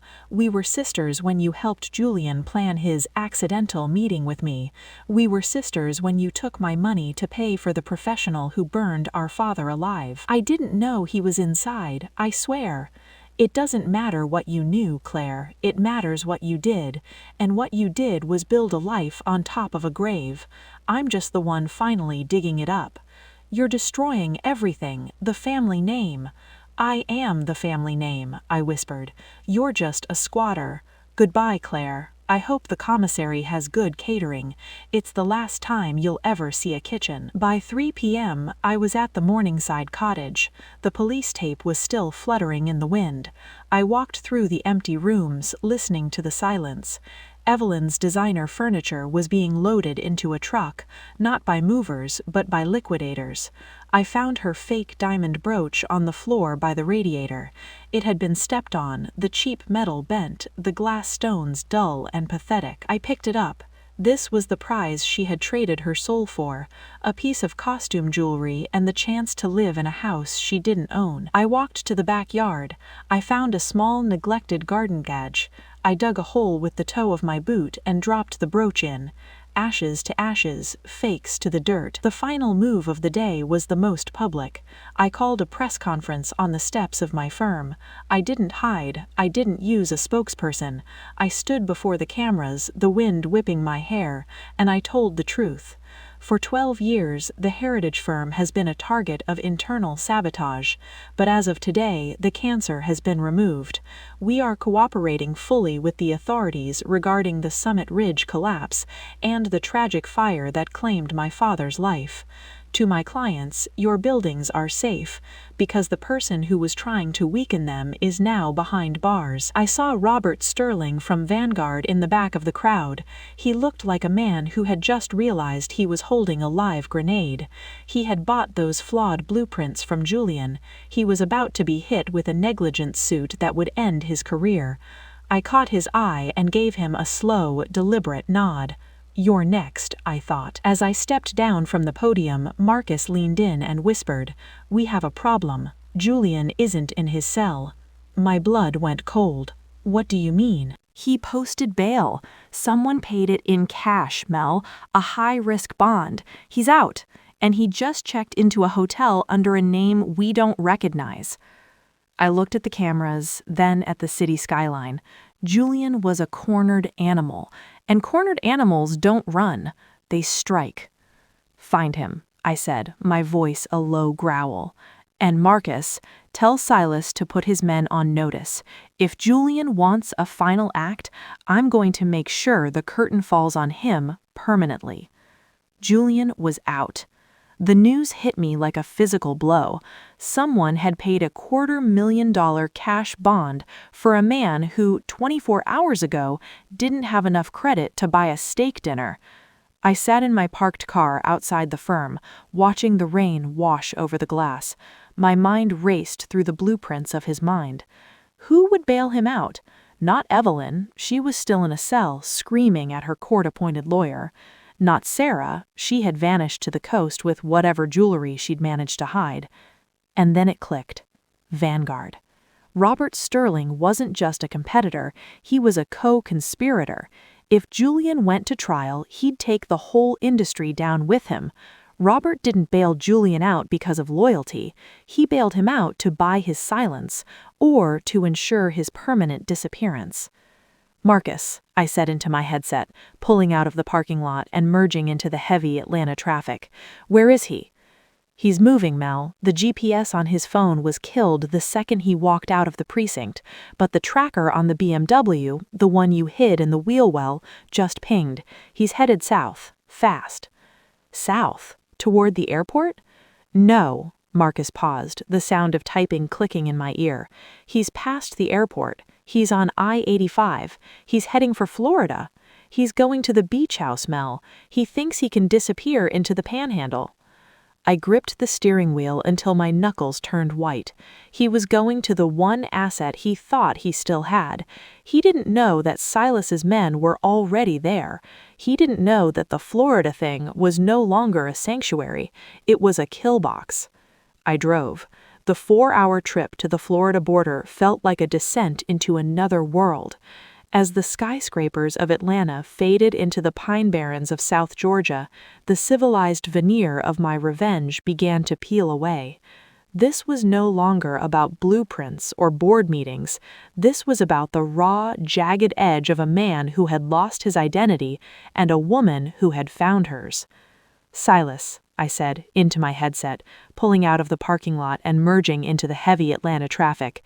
"He's coming your way. He's in the black BMW." "We see him, Melissa," the gravelly voice replied. "He just crossed the state line. He looks frantic. He's driving like a man who thinks the devil is chasing him." "Don't touch him," I commanded. "Not yet. I want him to get to the house. I want him to see what's waiting for him." As I crossed the Destin Bridge, the ocean air smelled of salt and impending storm. I saw the BMW pulled into the driveway of the luxury beach house, the house built with my stolen blood money. But there was another car there, a silver Mercedes. Robert Sterling. The two architects of my misery were meeting at the scene of the crime. I parked a block away and walked toward the house, keeping to the shadows of the sea oats. The house was a modern monstrosity, all glass and white concrete, glowing like a lantern against the dark Gulf of Mexico. I climbed the stairs to the wraparound deck. Through the floor-to-ceiling windows, I could see them. Julian was disheveled, his tuxedo from the gala stained and wrinkled. Robert Sterling looked pristine, holding a briefcase. "You have to get me out of the country, Robert," Julian was shouting, his voice muffled by the hurricane-proof glass. "The feds have the Summit Ridge files. They have the recordings. If I go down, I'm telling them you provided the substandard concrete through your shell companies." "You won't tell them anything, Julian," Robert said, his voice terrifyingly calm. He opened the briefcase. It wasn't full of money, it was full of documents. "You're going to sign these. A full confession stating that you acted alone and that you extorted Vanguard for the contracts." "I'll never sign that." "Then you'll never leave this house," Robert whispered. I didn't wait for the argument to finish. I walked to the digital keypad on the front door. Julian had changed the code, of course, but I had designed the smart home integration for this property using my firm's master account. I walked into the living room. The sound of the ocean roared in through the open door behind me. Julian and Robert both spun around, their faces reflecting a level of shock that would have been comical if the stakes weren't so high. "Julian," Julian gasped. He looked at me as if I were a ghost. "How did you—" "I built the house, Julian," I said, stepping into the light. "Did you really think I'd give you a door I couldn't open?" I looked at Robert Sterling. "Robert, I hope that briefcase contains your resignation, because the FBI is currently raiding your Midtown office. Silas gave them the wire transfer records an hour ago." Robert's face went a dusty gray. You dealt with Silas? He's a criminal." "He's a businessman who understands that a bad investment needs to be cut, and you, Robert, are the worst investment in the city." Julian saw his opening. He didn't go for me. He went for the briefcase. He thought if he could get the papers, or whatever Robert was using to squeeze him, he could still win. He lunged. Robert shoved him back. The two men crashed into a glass coffee table, the sound of shattering crystal echoing like a gunshot. Julian came up with a shard of glass in his hand, his eyes wide and glazed with a total break from reality. "It's my house," he screamed, swinging the glass at Robert. "My money, my life." He wasn't looking at me. He was looking at the white walls, the ocean, the stolen luxury. He had become the house, hollow, expensive, and ready to collapse. "Julian, stop!" I yelled. But the domino effect was in motion. As Julian lunged again, the sliding glass door, unsecured after my entry, blew open from a sudden gust of the incoming storm. The pressure differential in the high-ceilinged room caused a vacuum.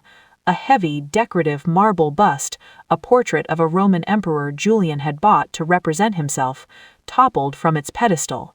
It hit the structural glass railing of the mezzanine. In a house built with substandard materials, the very materials Julian had skimmed from my projects, the unbreakable glass didn't hold. It shattered into 10,000 pieces. I watched in slow motion as Julian, off balance and blinded by rage, stumbled backward toward the gap. "Melissa!" he shrieked, his hand reaching out for me. I didn't move. I didn't reach back. I stood there, the architect of the moment, watching the structural failure reach its logical conclusion. The silence that followed was absolute, save for the wind howling through the broken house. Robert Sterling sat on the floor, bleeding from a cut on his forehead, staring at the empty space where Julian had been. I walked to the edge of the broken railing and looked down. Julian was alive, sprawled on the beach, his leg twisted at an impossible angle, screaming into the salt spray. He wasn't dead, he was just broken. Exactly like the buildings he had tried to sabotage. I turned to Robert Sterling. "The police are 5 minutes away, Robert. I'd suggest you start writing that confession now. You're going to have a lot of time to work on it in prison." I walked out of the house. I didn't look back. I didn't look down at the man on the beach. The Florida thing was over. The house was a wreck. The money was gone. And for the first time in 10 years, the air I breathed didn't taste like a lie. The hospital in Destin smelled of bleach and cheap floor wax.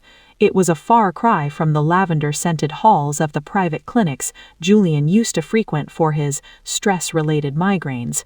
Here, the walls were a jaundiced yellow, and the only view was of a parking lot and a dumpster. Julian was in room 412.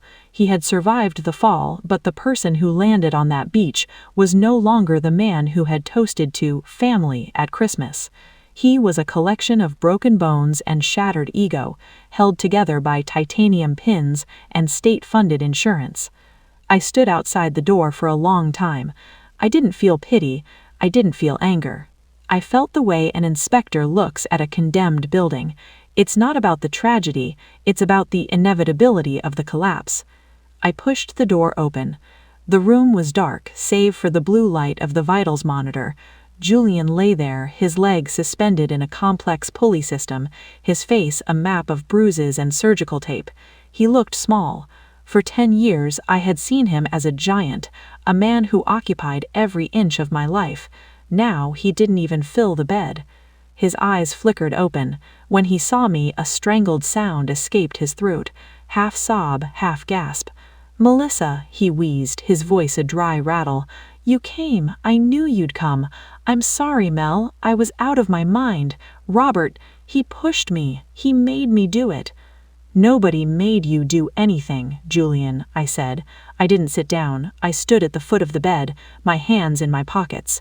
"You've spent your whole life blaming the wind for the way you built your houses. But the wind doesn't sign the bribes. The wind doesn't cheat on its wife. You did that all on your own." "Please," he whimpered, a tear tracking through the grime on his cheek. "Help me. They're going to arrest me the moment I can walk. Silas, he's looking for me. You have the money, Mel. Use it to get me a lawyer, for the sake of everything we had." I walked closer to That wasn't me, he stammered, his eyes darting toward the door. "That was Claire. She's the one who wanted the inheritance. I was supposed to keep you happy. I did keep you happy, didn't I? For 10 years, you were the most loved woman in Atlanta." "I wasn't loved," I whispered. "I was managed. I was a project. You treated me like a building you were trying to flip for a profit." I pulled a small silver thumb drive from my pocket and held it up. "Do you know what's on this, Julian? It's not the embezzlement records. It's not the Summit Ridge specs. I've already given those to the DA."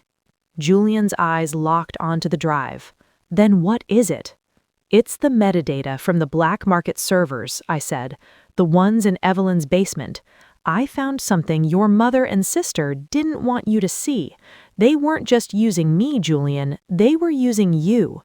I clicked the drive into a laptop I had brought with me and turned the screen toward him. "This is a ledger of payments from your sister, Claire, to a woman in Savannah," I said, scrolling through the lines of red text. "Payments for discreet medical services, dating back 5 years.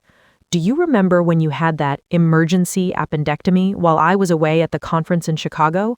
The one you said left you sterile?" Julian's face went from pale to translucent. "What are you talking about?" "You aren't sterile, Julian. You never were. Claire bribed the doctor to tell you that. She didn't want you having children with me, because if we had an heir, the inheritance would be locked away forever. She wanted to make sure that when you finally left me, there were no strings attached to the money. And that's not the best part," I continued, my voice dripping with cinematic irony. "Evelyn knew. She's the one who suggested it. She told Claire that a child would make you weak. She didn't want a grandson. She wanted a bank account." Julian began to shake, a true, visceral tremor that made the hospital bed rattle. They wouldn't. Mom loves me. She did everything for me." "She did everything for the image of you, Julian. You were her favorite accessory, but the moment you became a liability, she was ready to sell you out. I have the recording of her police interview from last night. Do you want to hear what she called you?" I didn't wait for his answer. I pressed play. Julian let out a sound that wasn't human, a long, low wail of a man who has finally realized he is completely, utterly alone in the world. "I have nothing," he sobbed. "I have nothing left." "I have exactly what you gave me on Christmas," I said, standing up and closing the laptop. "An empty seat at the table, except this time, nobody is coming to fill it." I walked to the door. I paused with my hand on the handle. "By the way, Julian, the hospital bill, it's not being covered by the firm, since your termination for cause was backdated to the moment you stole the first file. Your benefits were canceled months ago. You're currently racking up about $10,000 a day in private debt." "Melissa, please don't leave me like this." "I'm not leaving you, Julian," I said, looking back one last time. "I'm just finishing the demolition. The site is cleared. Now I'm going to go build something beautiful. Without you." As I walked through the hospital parking lot, my phone buzzed. It was Marcus. Mel, we have the final signatures. The Florida thing is officially back in your name. And there's something else. We found the original will, the real one, the one Claire tried to burn. I stopped by my car, the salt air blowing my hair back. And? Your father didn't just leave you the firm, Mel. He left you a trust that Julian and Claire couldn't even touch. It was triggered the moment you turned 35, which was 2 weeks ago. You aren't just a millionaire, Melissa. You're one of the wealthiest women in the Southeast, and Julian never even knew. I looked at the hospital window on the 4th floor. I started to laugh. He really did forget my birthday, didn't he? Coming back to Atlanta felt like returning to a battlefield. It felt like a homecoming. I stood on the tarmac at Peachtree DeKalb Airport, the city skyline shimmering in the distance like a promise kept. The air was cold, but it didn't bite anymore. It felt clean. Julian was a memory fading in a Florida hospital bed. Claire and Evelyn were names on a court docket. My life was no longer a structure under siege. It was a blank site, ready for the first stone of a new foundation. Marcus was waiting by the car, holding a leather briefcase that looked older than the jet I'd just stepped off of. It was my father's, the one he carried to every site visit, scuffed at the corners and smelling of old paper and cedar. "You ready for this, Mel?" Marcus asked, his voice unusually soft. "I've been ready for 12 years, Marcus. I just didn't know I was waiting." We didn't go to the firm's office in Midtown. We drove further north, past the sprawling estates and the noise of the city, to a piece of land my father had bought 40 years ago. It was a dense forest of oak and pine, 100 acres of untouched Georgia wilderness that I had always assumed was just a failed investment. We stopped at a small, weathered gate. Marcus handed me a key, not a digital fob, but a heavy brass skeleton key. "Your father left instructions," Marcus said, staying by the car. "He said you'd know what to do when the air was clear." I walked into the woods alone. The path was overgrown, but as I moved deeper, the trees opened into a natural amphitheater overlooking a hidden lake. And there, tucked into the hillside, was a small stone cabin. It wasn't a mansion. It wasn't a statement piece. It was a masterclass in organic architecture, the kind of work my father did before he became the Titan of Atlanta. I used the brass key. The door swung open without a creak. Inside, the air was still, smelling of sun-warmed wood and ink. On the drafting table in the center of the room lay a single, final roll of vellum. I unrolled it, my heart stopping as I recognized the hand-drawn lines. It wasn't a blueprint for a building. It was a blueprint for the Heritage Foundation for Women in Architecture. Attached to the vellum was a letter. "My dearest Melissa." The ink was slightly faded, but the voice was unmistakable. "If you are reading this, the storm has passed. I knew the people around us were vultures. I knew the life I was building would attract those who only know how to tear down. I couldn't stop them while I was here, but I could build you a vault they could never find." The letter explained the trust. The 100 acres weren't just land, they were the campus for a school, a place where young architects could learn to build with integrity, away from the rot of corporate greed and the Julian heritages of the world. But the final line of the letter was the one that broke the last of the ice around my heart. "The money in the trust isn't for you to live on, Mel. It's for you to lead with. You are the architect of the future. Build something that can't be burned." And then I saw it, a small photo taped to the back of the vellum. It was a picture of me when I was 6 years old, holding a toy level, standing on my father's shoulders. On the back, he had written, "The strongest structure in the world isn't stone. It's a woman who knows her own worth." I walked back out to the lake. I looked at the reflection of the trees in the water. Julian had tried to steal my past. Claire had tried to steal my future. But my father had given me the present. He knew that I would have to walk through the fire to become the woman he knew I could be. I pulled out my phone. I didn't call my lawyer. I called my office. "Maya?" "Oh, that's right, you don't work here anymore," I whispered to the empty air with a small, satisfied smile. I dialed my lead contractor. "Jerry, it's Melissa. Change of plans for the waterfront site. We're not building luxury condos anymore. We're building a conservatory. And Jerry, I want it built out of the stone from the Morningside cottage. I want to turn that house of lies into a house of light. You've watched me lose everything and find something infinitely more valuable. You've seen a woman dismantle a legacy of betrayal and build a kingdom of truth.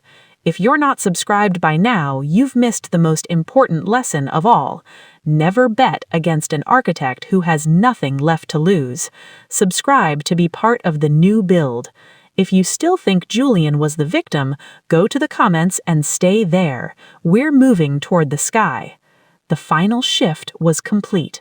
The name Heritage no longer belonged to a thief or a murderer. It belonged to me. It belonged to the students who would sit under these trees. It belonged to the skyline of Atlanta, which would now be built on a foundation of honesty. I stood on the ridge, looking toward the city. The sun was setting, painting the skyscrapers in shades of gold and fire. But this time, the fire was beautiful. I am Melissa Heritage. I am the architect of my own life, and the view from the top is finally perfectly clear.